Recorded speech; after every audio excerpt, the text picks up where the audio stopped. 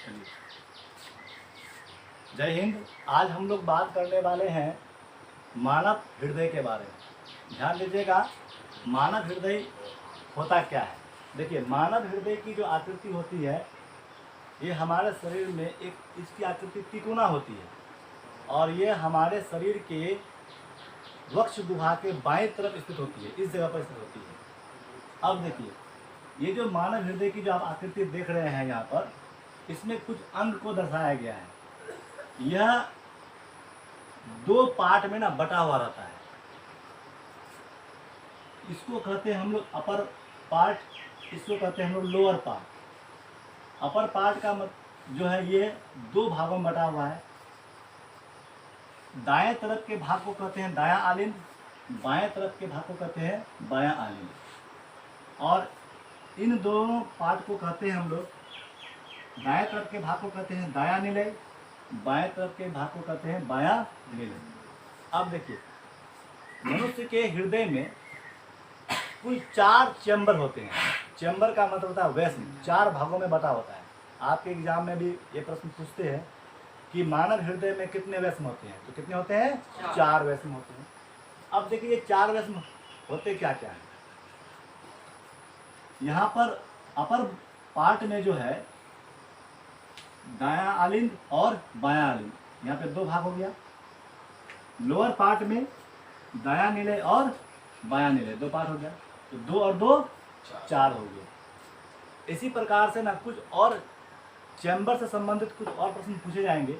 आपको प्रश्न पूछेगा कि मछली में कितने चैम्बर होते हैं, तो आपको ये बताना है कि मछली में ना 2 चैम्बर होते हैं, 2 वैस्म होते हैं। सर, चैम्बर किसको बोलता है सर? चैम्बर का मतलब होता है कि एक प्रकार का जो हिस्सा, यानी कि हृदय को कितने भागों में, कितने पार्ट में बांटा गया है, ठीक है, कितने हिस्से में बांटा गया है। तो यहाँ पर ध्यान दीजिएगा, तो ये जो है ना मछली का 2 चैम्बर, 2 वैस्म, एक हो गया नीले, एक हो गया क्या आलिंद। तो यहाँ पे प्रश्न क्या आएगा कि मछली में कितने वैस्म होते हैं, तो 2। इसी प्रकार से मानव हृदय में या पक्षियों में कितने वैस्म होते हैं, तो 4 बोलेंगे। तो 2 हो गया आलिंद और 2 हो गया निलय। उसी प्रकार से पूछा जाएगा कि सरीसृप वर्ग के जंतुओं में कितने वैस्म होते हैं। सरीसृप का मतलब क्या होता है कि जो रेंग करके चलता है, रेंग करके चलने वाला जीव, ठीक है। तो उसमें कुल कितने वैस्म होते हैं, तो 3 होते हैं। तो 3 का मतलब क्या है, देखिए, अपर पार्ट को क्या कहेंगे, अपर पार्ट को हम लोग कहते हैं आलिंद कहते हैं ना, तो अपर पार्ट को आलिंद कहते हैं। तो इसमें 2 आलिंद हो गए और लोअर पार्ट को हम लोग क्या कहते हैं, निलय कहते हैं। तो एक हो जाएगा निलय। तो इसी प्रकार से प्रश्न क्या पूछे जाएंगे कि मछलियों में वैस्म की संख्या 2, मानव हृदय में वैस्म की संख्या 4, सरीसृप वर्ग के हृदय में वैस्म की संख्या कितनी होती है, 3। अब बात करते हैं हम लोग। देखिए, ऊपर का जो पार्ट होता है वो सिकुड़ा हुआ होता है और नीचे का जो पार्ट होता है वो फैला हुआ होता है। देखिए, ये सब जो देख रहे हैं ना, ये फुसफुस धमनी है जो फेफड़ा से कनेक्ट रहता है। इन्हीं के माध्यम से होकर के ब्लड आपके इस भाग में आकर के जमा होता है। तो ये जो है आलिंद जो है एक प्रकार का स्टोर का काम करता है, जमा करने का काम करता है। अब ये ब्लड यहाँ आकर के जमा हुआ और इस पाइप के जरिए, इस नली के जरिए जो है यहाँ पे आकर भरता है और ये क्या करता है, पंप करता है। पंप करने का मतलब क्या, ये सिकुड़ता है।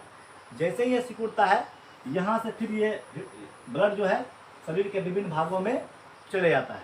इसलिए इसका जो मांसपेशी होता है ना, ये कठोर मांसपेशियों का ये बना होता है। क्योंकि पंप करेगा तो पंप करने के कारण उसकी जो पेशियाँ हैं अगर कठोर नहीं होगी तो फट भी तो सकती है। अब देखिए, मानव हृदय का जो है जो वजन होता है, पुरुषों में इनका वजन 300 ग्राम से 350 ग्राम के आसपास होता है। महिलाओं में मानव हृदय का जो वजन होता है वह 250 से 200 ग्राम के आसपास होता है। अब यहाँ ध्यान दीजिएगा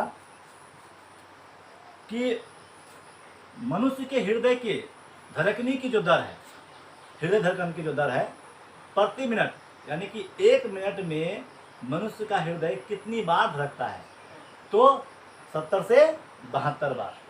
इस प्रकार के प्रश्न आपके एग्जाम में पूछे जाते हैं। और मानव हृदय से संबंधित हर साल बोर्ड के एग्जाम में कभी ना कभी इस प्रकार के प्रश्न पूछे जाते हैं।